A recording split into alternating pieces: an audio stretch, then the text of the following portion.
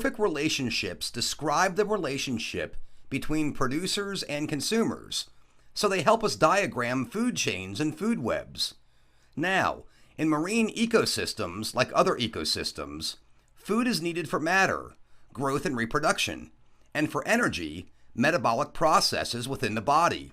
Also, like other ecosystems, marine ecosystems have producers, consumers, and decomposers. The primary producers are autotrophic plankton. Autotrophic means these plankton can synthesize their own food.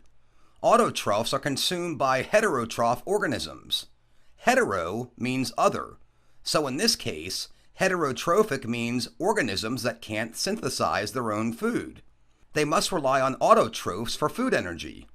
The primary consumers in marine food chains are the plant eaters, herbivores, and the secondary consumers are both the meat eaters, carnivores, and predators that eat both meat and plants, omnivores.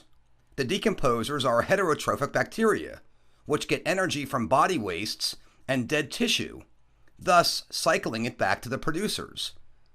A simple marine food chain then might look like this. The top predator, trophic level number 4, is a herring. Herring fish eat level 3, carnivorous zooplankton. The carnivorous zooplankton eat trophic level 2, herbivorous zooplankton, and herbivorous zooplankton eat level number 1. Photoplankton, which is a type of autotroph. In marine food chains, energy transfer is not very efficient. Photoplankton utilize only about 1% of the energy available from the sun. Between 70 and 90% of the energy made by producers or eaten by heterotrophs is used in their bodies or expelled as waste. This leaves only 10 to 30% that is retained in the body's biomass and available for consumers at the next highest trophic level. Thus, the biomass at each trophic level is controlled by the efficiency of the energy transfer. At the lowest trophic level, animals will generally have high biomass, and there will be lots of small producers. At the highest trophic level, animals will generally have low biomass, and there will be only a few large animals. Now, let's expand our simple food chain into a food web. In this web, a herring is no longer a trophic 4 predator. There is a bigger fish, a tuna, that eats the herring. But there's even a bigger animal that eats the tuna, and that is... us. Yes, and there's something else from the seas that will even eat us. Sharks. Correct.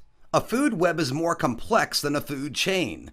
And then there are gigantic animals like whale sharks and baleen whales that are herbivores and only eat plankton.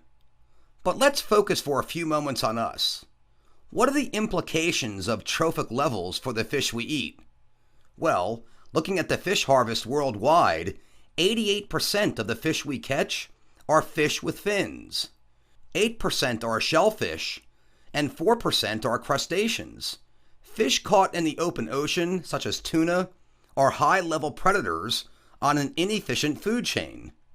Fish caught in coastal waters, such as cod, herring, and haddock, are at the top end of shorter, more efficient food chains.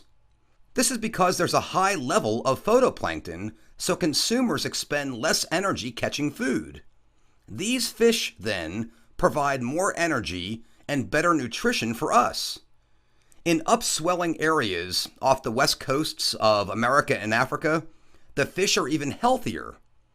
Here they are small, very efficient food chains, and the fish are small, fast-growing, eat lots of photoplankton, and travel in dense schools.